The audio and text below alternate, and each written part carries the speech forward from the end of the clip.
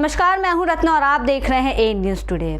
आखिर छूट ही गया नीतीश और जीतन राम का साथ। बिहार में विपक्षी दलों की बैठक में नीतीश कुमार और जीतन राम मांझी साथ आने को तैयार थे। फिर अचानक जीतन राम मांझी का नीतीश कुमार को इस्तीफा क्यों?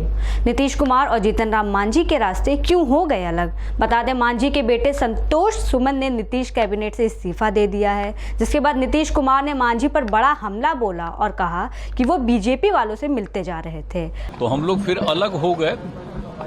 वो अलग हो गए तो उसी में चूंकि बीजेपी के लोगों की इच्छा थी कि उनको आप अपने साथ करके अपने शेयर का उनको दे दीजिए टिकट, तो दे दिए थे। लेकिन वो जो थे जीतन मांझी, तो आपको मालूम ना है जी, हम रिजाइन कर दिए थे।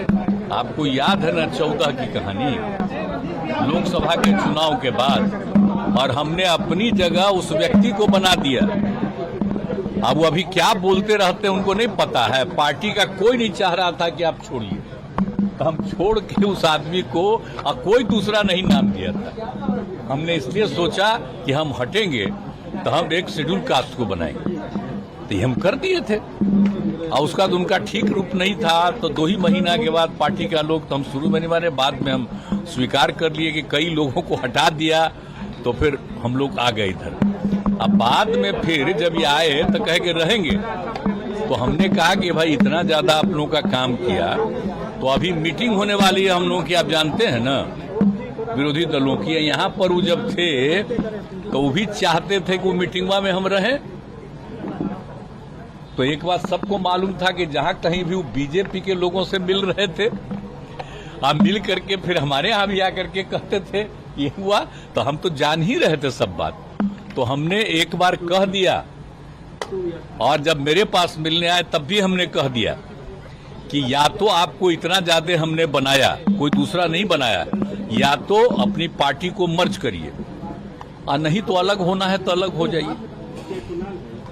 तो मर्ज नहीं किए, कहा कि ठीक है तो हम अलग हो जाते हैं। अलग हो गए, ठीक ही हुआ।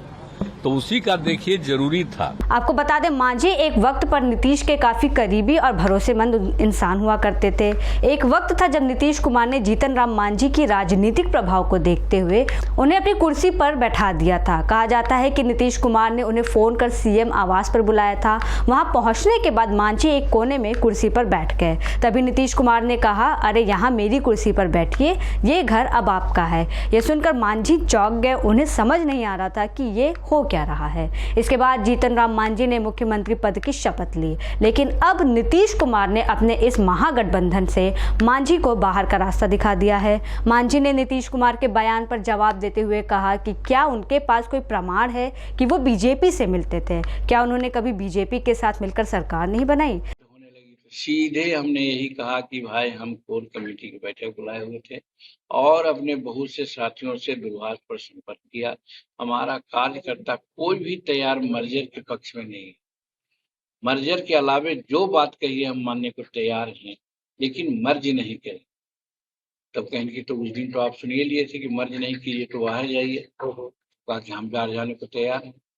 तो ठीक है, तो वहां से उठे और आकर के संतोष हमारे मंत्री थे, उनको कहा कि आप त्याग पत्र दे, तो उन्होंने लिख करके त्याग पत्र नहीं, कोई मर्जर नहीं होगा। हम इंडिपेंडेंट पार्टी रहेंगे और राजनीति में एक नया एक्सपेरिमेंट करेंगे। आज तक यही नीतीश कुमार कहते थे, जब 2015 में पार्टी बनाए थे तो कहेंगे जीतन मांझी के पास पैसा नहीं है, पार्टी चलाना खेल है क्या। लेकिन 2015 से आज 2023 में हमारी पार्टी चल नहीं रही है, दौड़ रही है, और आज 4 विधायक और एमएलसी भी। तो बिना पैसे के भी राजनीति होती है। ये एक्सपेरिमेंट हम दिखला रहे हैं बिहार। बता दें कि 2 दिन पहले ही मांझी के बेटे संतोष सुमन ने नीतीश कैबिनेट से इस्तीफा दे दिया था। आलम यह है कि अब सुमन प्रधानमंत्री नरेंद्र मोदी की तारीफ करते हुए नहीं थक रहे हैं। आपकी जानकारी के लिए बता दें कि नीतीश कुमार ने 2022 में बीजेपी से अलगाव कर लिया था और उसके बाद राजद कांग्रेस के साथ महागठबंधन की सरकार बनाई थी। तो वहीं मांझी की पार्टी हम और नीतीश कुमार दोनों साथ में 2020 में हुए विधानसभा चुनाव लड़े थे। संतोष सुमन ने बताया कि मुख्यमंत्री नीतीश कुमार हम का विलय जदयू में करना चाहते थे। वो कहीं ना कहीं इस चीज के लिए उन पर दबाव बना रहे थे और चाहते थे कि पार्टी को जदयू जदयू के साथ मिला लिया जाए।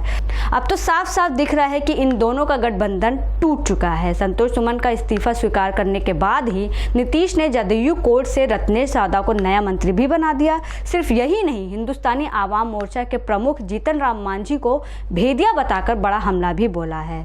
फिलहाल के लिए इतना ही। ऐसी ही तमाम खबरों के लिए बने रहिए ए न्यूज़ टुडे के साथ।